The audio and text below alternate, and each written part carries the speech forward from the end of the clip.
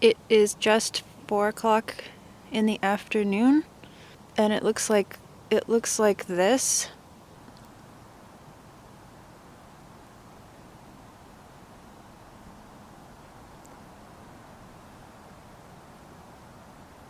I feel like I just might not be someone who can ever get used to how dark it gets so early here.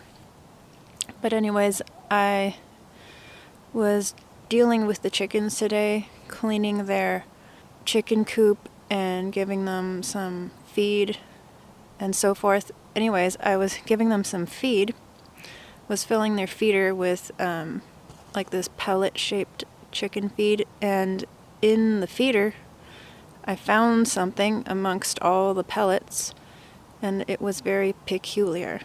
I will show you what I found in the chicken feed.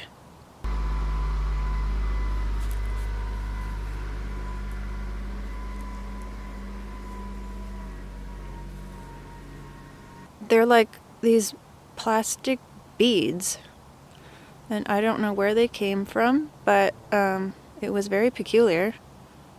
I've never seen that in chicken feed before. It was as peculiar as a Christian living in this world.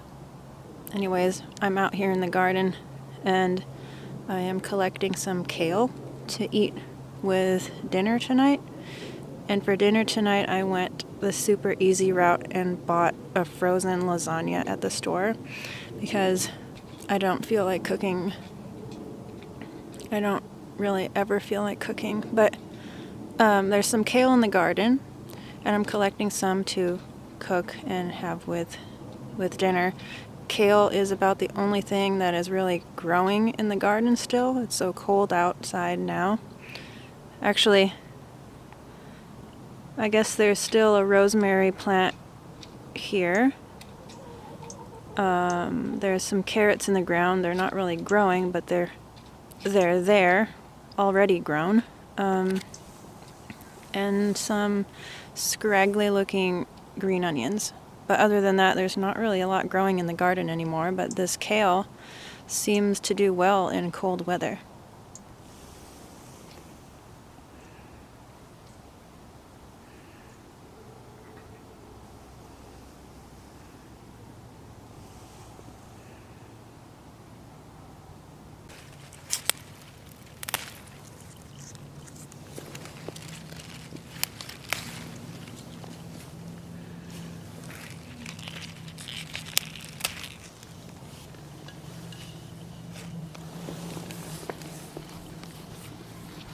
So I was washing this kale that I picked out of the garden today.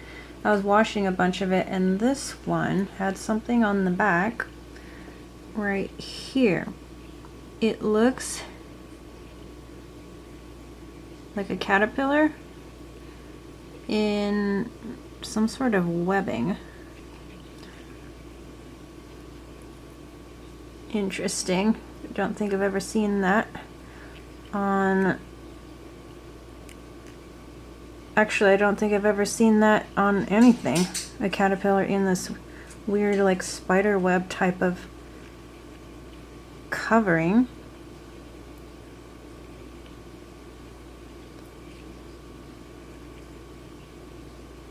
Yeah, okay. I don't know what I will do with it, if I should feed it to the pet fish or put it outside. Anyways, I thought that was sort of interesting. Something I observed the other day that may not be interesting to anybody but myself is about dental floss. I've been using this brand of dental floss for years. I guess it doesn't really matter what the brand is. It's just like standard dental floss that I think you'd find in any drugstore or grocery store. Anyways, somehow I learned that there can be some toxic chemicals in dental floss, and I am not sure if the one that I use actually has that in it, but I kind of thought that it might since it's such a standard brand. Anyways, I looked for a brand of dental floss that was different, that didn't have this toxic chemical in it, because I am a little bit of that type of person that wants to try to be careful about what I consume or expose my body to. Like, I don't use deodorant that has aluminum in it. I use these other brands that just don't have aluminum in them. Or I try to eat organic foods. I'm not that strict about it. Like, I will eat non-organic foods, but I sort of try to think about that a little bit.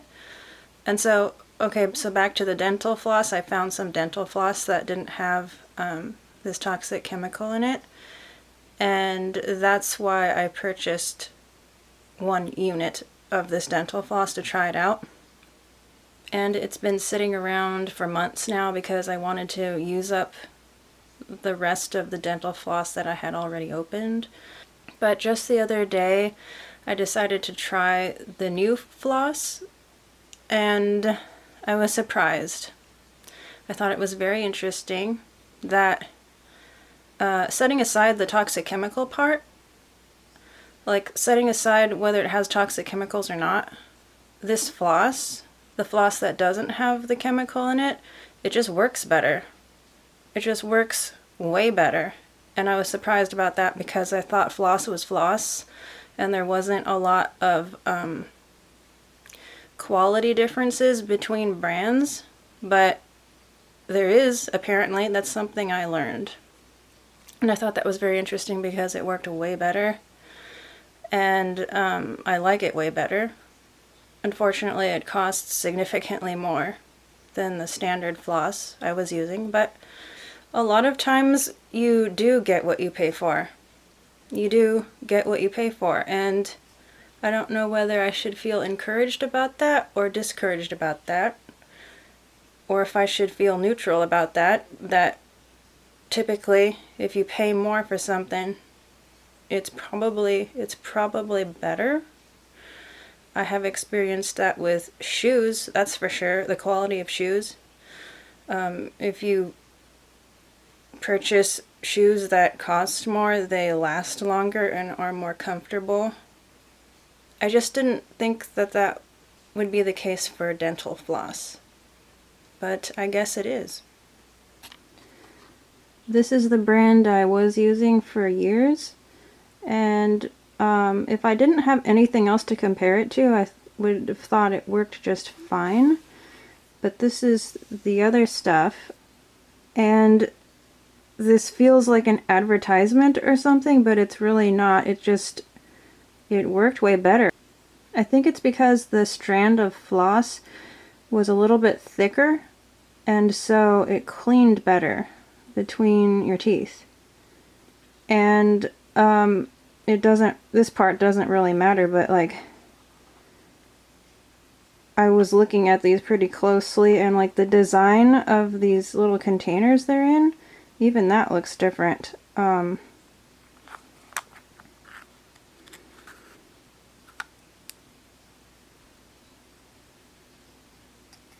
And I know this is probably not like riveting content that you wanted to watch, but I am fascinated by this difference.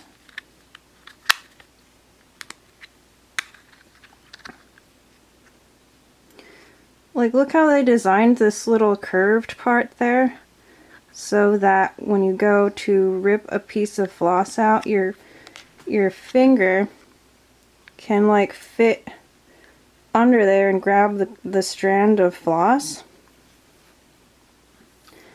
And this little, I guess, ergonomic little curve there. I don't know, I found this very fascinating that there was such a difference in floss, of all things.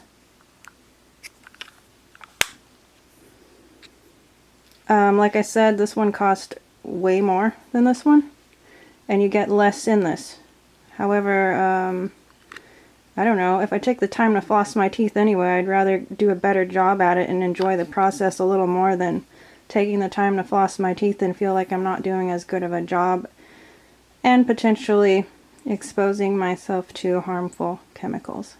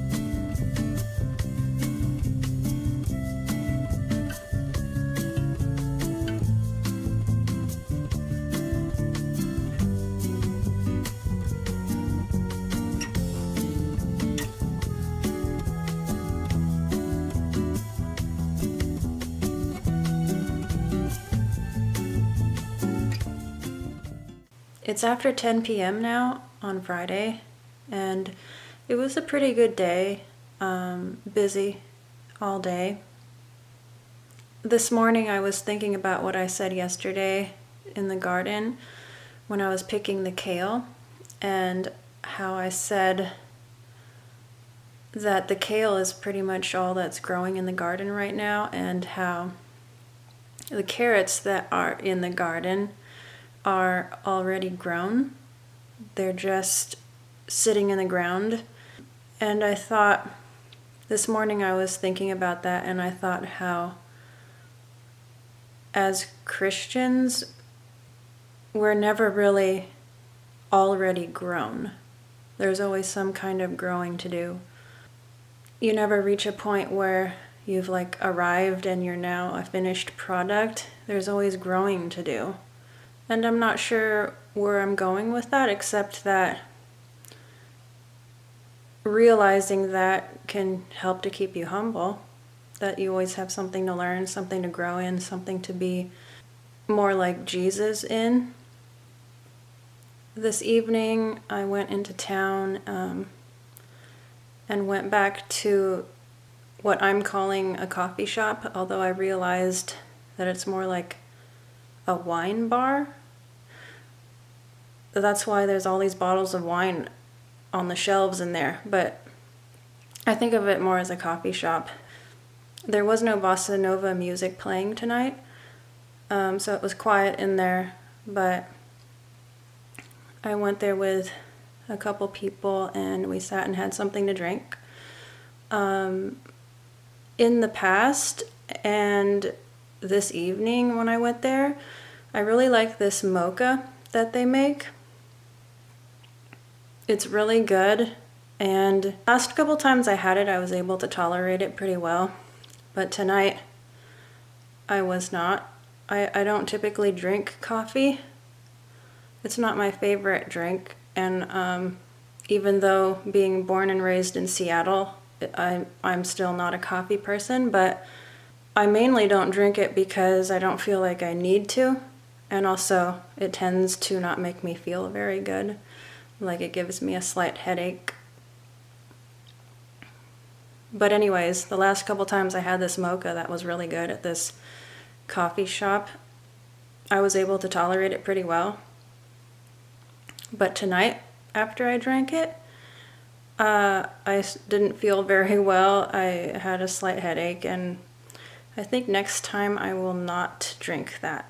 However, it did taste very good. I guess I don't tolerate coffee very well.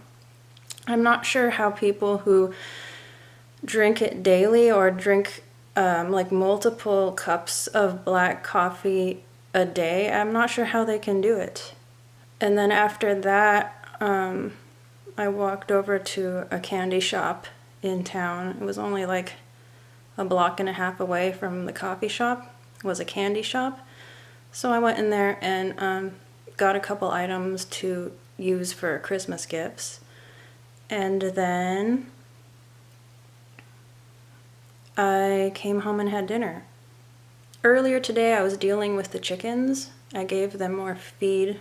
But anyway, as I was dealing with them today, I picked them up and petted them, as I try to do often, so they don't get unused to it and they still remain tame.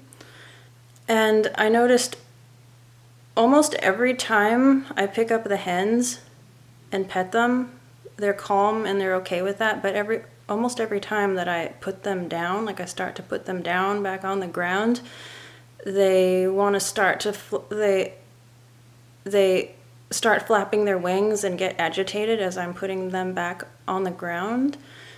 And then when they're on the ground again, they're fine.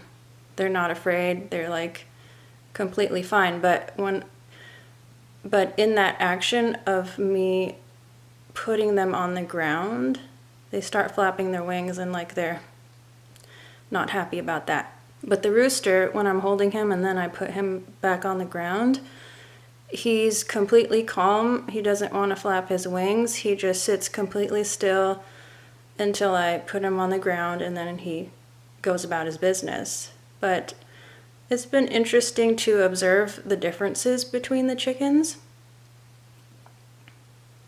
And Button, like I said, I believe in the last video, she's still really friendly and inquisitive and curious, more than the other chickens are.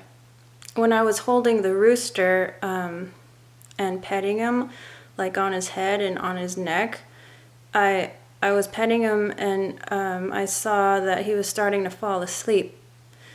He was starting to close his eyes and then his head started to tilt like he was falling asleep. I thought that was pretty cute.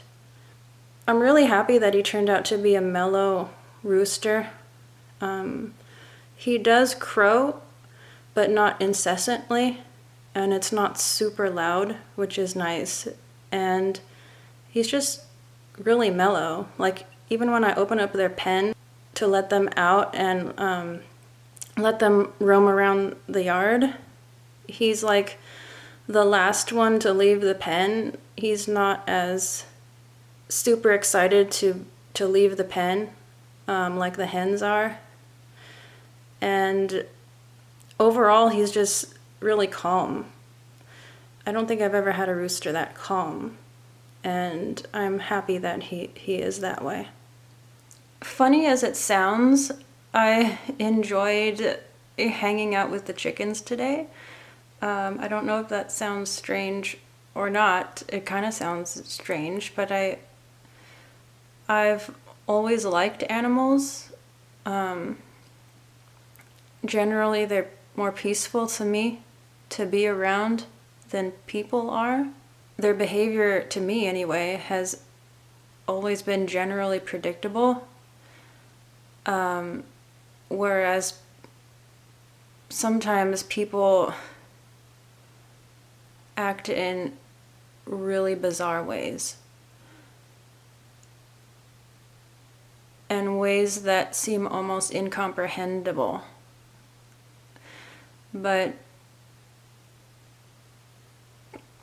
Or when I'm around people, sometimes there's so much for me to process. I realized I feel like I process things a little bit slower than the average person. I noticed in these videos when I'm talking to the camera instead of reading, I speak kind of slow. Like I speak kind of slow. I'm processing what I'm saying before I speak it. Like it all has to fit together in my mind somehow before I speak it. I don't think by speaking. anyway, I guess where I'm going with that is when I'm around people, there's so much for me to process. It gets a little tiring, actually exhausting, to process the body language, the vocal tones, and the words they choose, the words they don't choose, what they're saying, what they're not saying, reading in between the lines, trying to decipher what they're saying and what they really mean. All of it. All of it. And then sometimes you don't know if they're telling you the truth. You don't know if you can trust them. You don't know if what they're saying is actually an act. All kinds of things there are for me to process when I'm around people. And then I figure, and then when I'm around animals, it doesn't seem like there's that much to process. There's almost more to be relaxed about than there is to process. And I don't know if I'm making a lot of sense, but I think you might understand what I'm saying. I think there's people who understand what I'm saying. So I did enjoy hanging out with the chickens today. It was peaceful. It was calm. They didn't talk to me. They didn't exhaust me. It was just calm. Like I said, the rooster was calm. And I appreciated that. And then I started to think about animals in general today. I like dogs. I like fish. I like birds. I used to have a bunch of gerbils when I was a kid. I had rats, mice, birds as in finches. I did have some cats.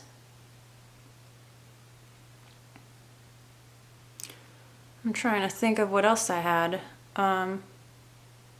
Fish, tropical fish. Anyway, I do like animals quite a bit. The little brown dog that you might have seen in some of the videos, the recent videos, his name is Cooper. And when I play the piano, I sit at the piano bench and then sit at the keyboard and play. He routinely does this thing where he will go find a toy, one of his toys that he likes to chew on. He'll go find a toy and then come and sit under the piano bench or under the piano and lay down and chew on his toy while I'm playing the piano. Like, he doesn't go in that area to chew on his toy when I'm not playing the piano. He goes there when I'm playing the piano, and he finds the toy and like settles down and chews on his toy while I'm playing the piano. And I thought that was pretty cute. This dog that I had as a teenager, he was a mixed breed, but mostly like a Jack Russell Terrier. He was black and white and brown, tri-colored. And his name was Blitz. And when I would play the piano then, he also would come and sit or lay down by my feet.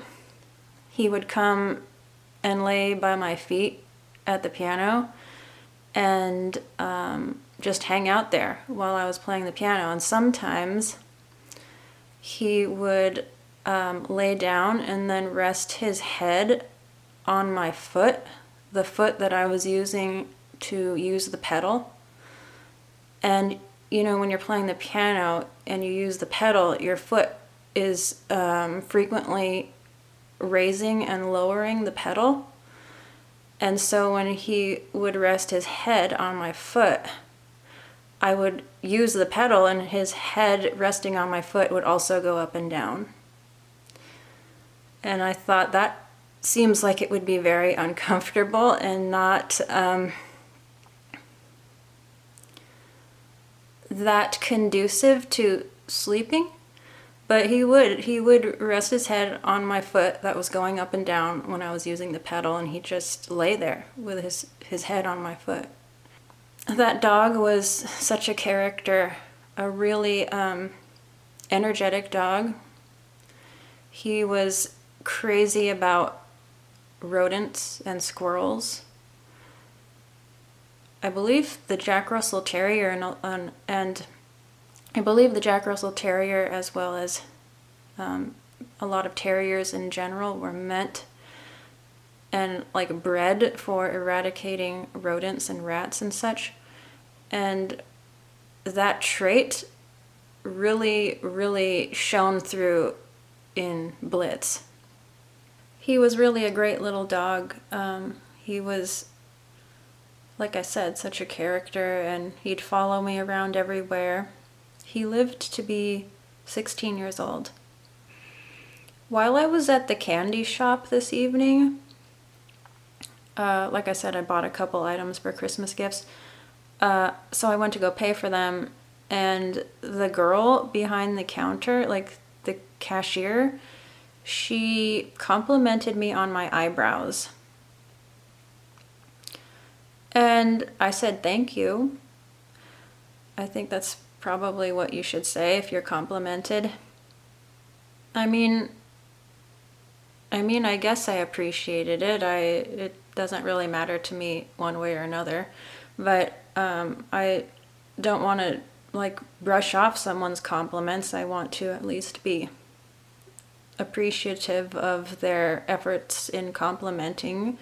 So, and I don't know if it's right of me or weird of me, but I feel like a compliment coming from a girl means a little bit more somehow than a compliment coming from a man when it comes to appearance. And I don't know if that is somehow tied to my not being totally trustful of what people say. And I don't even know if I should define it as not being completely trustful of what people say, or if I should define it as being a little bit wise in what people say, in evaluating what someone's saying and why. But anyways, that was interesting. I don't get complimented all that often, but when I do, the most memorable ones have been the ones that I have received from other women. I suppose I should wrap this up now. Tomorrow is dress rehearsal / practice for the Christmas program at church. So that is the most major thing that I can think of that I am planning on doing tomorrow. I have, I believe, 9 songs to play, and I've been practicing them, so I hope I will be prepared. And I don't know if I'm going to actually include this in this video, but as far as the appearance thing goes, like physical appearance thing, I'm kind of in a different frame of mind than I think I used to be, and it's a better frame of mind than I think I used to be in terms of caring about what I look like. I've been trying to kind of come to settle in my mind about not caring as much about what I look like to other people and just being whatever I am, and leave the perceptions to others to deal with. Like, I don't have to play a role. I don't have to be the person that I might look like I am. I don't know if I'm going to make sense, but I think a lot of women, well, some women, maybe I shouldn't say a lot, some women put a lot of importance on how they look, and it's not like I'm not blaming them for that. It's just a fact, and you can tell. Again, I'm not really putting any blame on them. I'm just thinking about all of the effort it takes to play that role of being, of appearing a certain way.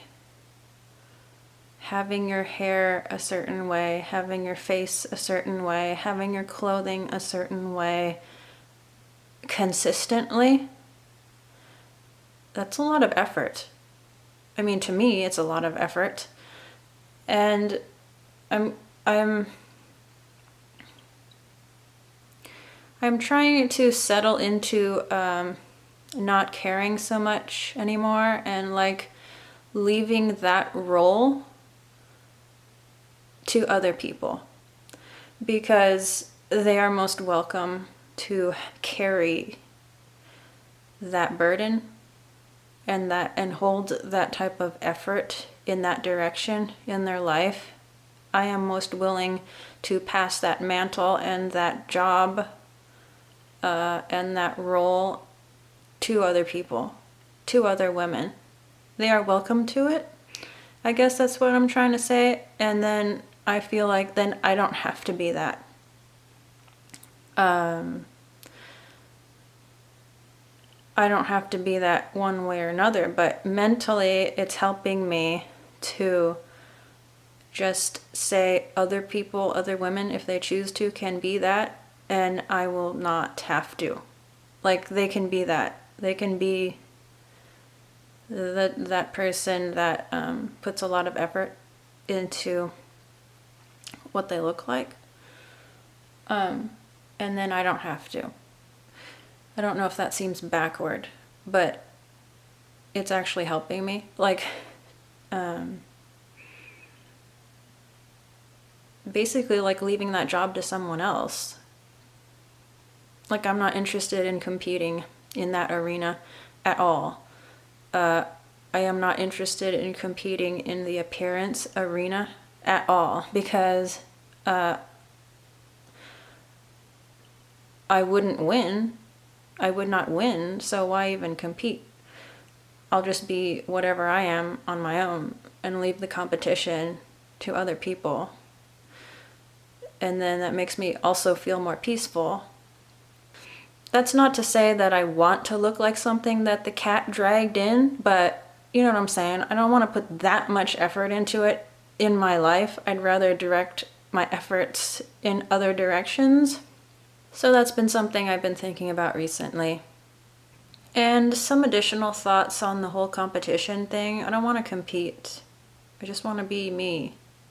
I don't want to compete and like compete for what? People's approval? It seems like a lousy thing to compete for. I mean, yeah, it'll get you somewhere in this world, but in the end, it seems like a lousy thing to compete for. Other people's approval? Seems like a lousy thing to compete for. So some additional thoughts on the competition thought that I had about competing. It's okay that there's people smarter than me, more talented than me, as a woman more attractive than me, more educated than me. There is always going to be someone better in all of those ways. Someone more disciplined than me, more committed. Almost every kind of attribute I could think of, there will be someone better than me. So I don't see the point in competing with other people instead of just being the best version of me that I can be. And as far as uniqueness goes, I probably share a lot of traits with other people. The thing that I am finding value in for myself is simply that God loves me.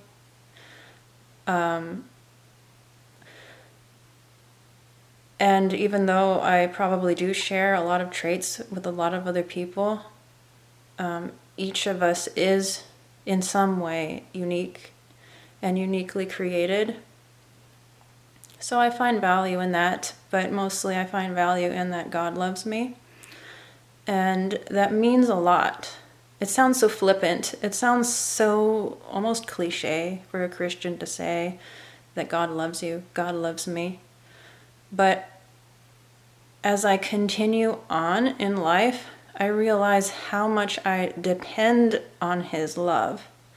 I depend on it all the time. Like when I ask the Lord to forgive me for something, I'm depending on His love. Or if I ask Him for help, or if I pray, all these things that my life consists of depends on His love for me. Otherwise, I don't think I could get through it. If He didn't love me, first of all, I wouldn't have a relationship with Him. I wouldn't be forgiven. I wouldn't have hope. I wouldn't feel valued if God didn't love me. Because I don't know about you, but at some point in time, the love that you might feel from any other thing can fail.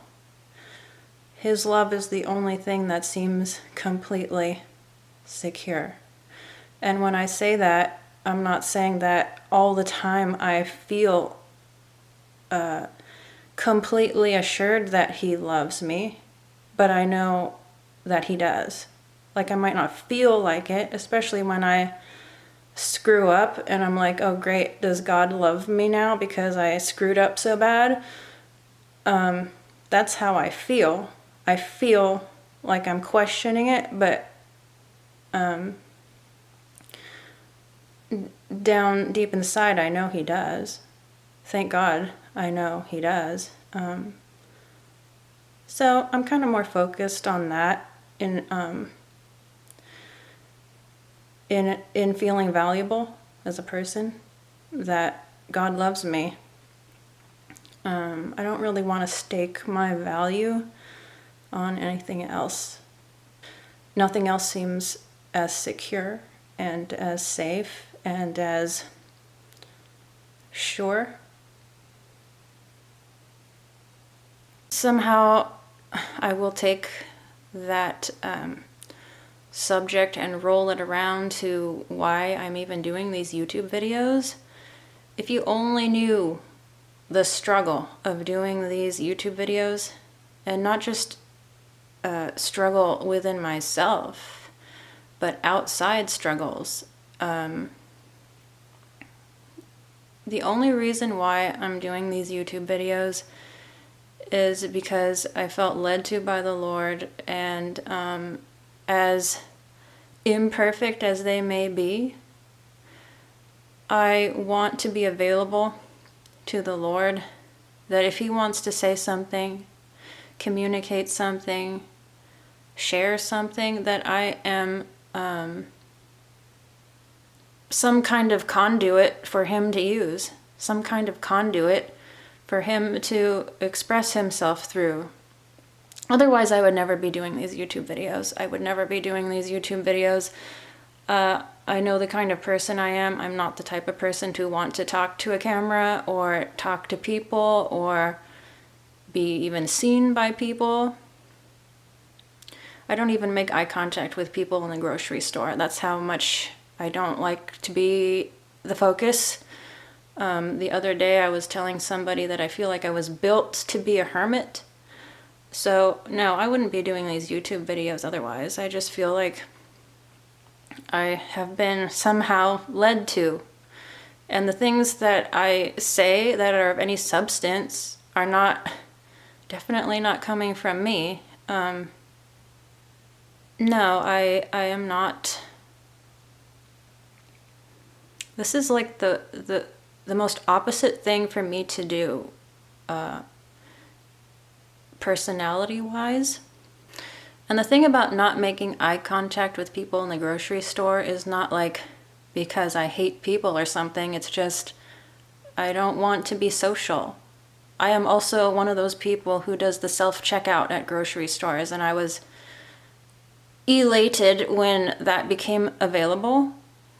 It's not that I don't like people, it's just exhausting. It's exhausting to be social. Also, the YouTube thing, these YouTube videos I'm apparently making, like the views, the number of views or the numbers of subscribers, I wish that that wasn't available for me to see, because I don't really want to know, because I don't want to be swayed one way or another in a positive, in a positive way, I guess, where, oh, there's more subscribers or more views, and so I feel good about that. Or if there's less subscribers or less views, now I feel bad about that. I don't want to care at all. That's not the purpose of me doing this anyway. Like, if I could make, if it was like an option for me not to see that, I would choose not to see that and just go about making these videos regardless. And I don't know how I came upon this tangent, except that these are thoughts that go through my mind, and I'm sharing them with you, apparently. Also, if you're the type of person who enjoys Christmas, I am happy for you. I'm glad that there is something like that that you thoroughly enjoy or even partly enjoy. I don't mean to take a shred of that away from you. That's good. For myself, I do not enjoy Christmas. I don't. It feels like there's extra pressure around the holiday for no serious reason, I feel like. But then that pressure started around Thanksgiving. So it goes from Thanksgiving to Christmas, and it doesn't feel better until like after New Year for me. I don't know if it's the extra busyness that makes it feel pressured, or more social obligations, or what it is. At least I don't put up a Christmas tree. That saves me some effort. If you do put up a Christmas tree, that's fine. I'm not saying you're going to go to hell because you put up a Christmas tree. You can put up a Christmas tree and be a Christian if you want to. I just don't. And I think I mentioned that in a previous video I made. I think the Stepford Christian video, I mentioned that I don't put up a Christmas tree personally because I guess there's some pagan roots associated with the Christmas tree. And I was thinking that, as a Christian, I assume we are celebrating Christmas to celebrate Christ's birth. And I just don't see how the Christmas tree has anything to do with that, personally. I don't recall anywhere in the Bible about decorating an evergreen tree to celebrate Christ's birth. And then there's the whole argument about how Jesus wasn't even born on December 25th, and that maybe he was born in the springtime. So it's just my own thoughts on the Christmas tree thing. I don't see how it relates to celebrating Christ's birth at all. I tend to go for the Christmas gift thing more than the Christmas tree thing personally, because even though it like screams of materialism and such, I like giving gifts anyway, even not just around Christmas, all throughout the year. I just like giving gifts to people. But at least you could twist that around to like when you give a gift, it could somehow like remind you of God's gift to mankind, the greatest gift you could ever have, which was salvation through Jesus. I mean, at least there's some sort of relation that you could possibly draw between Christ's birth and giving a gift to somebody, giving a Christmas gift to somebody, but I just I cannot see any relation to Christ's birth and a decorated fir tree in your living room. I just cannot see the connection there. Maybe I'm missing something. So that's my personal opinion on that. Like I said, if you are a Christian and you put up a Christmas tree, I'm not saying you're going to go to hell. I'm just saying for myself, with the knowledge I have, I don't see why I would personally do that. I do think they're quite pretty. I think they're very pretty. A decorated tree with the lights and all of that, and I think it's very pretty, and I think that's why a lot of people do the Christmas tree thing, is because it's attractive.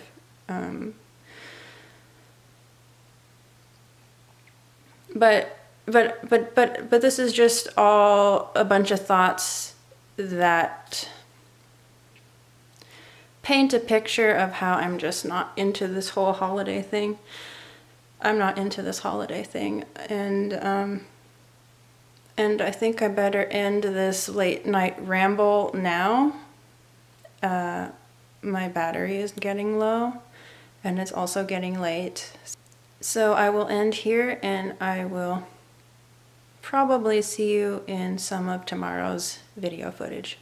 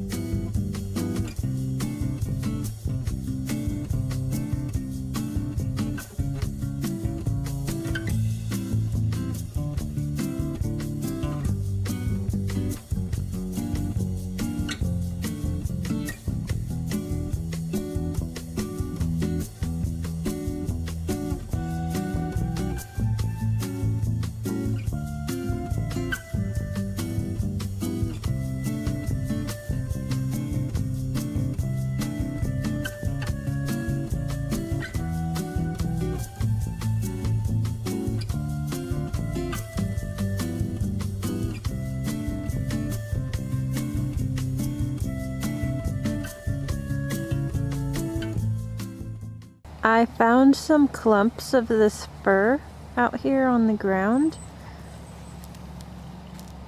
Like right there.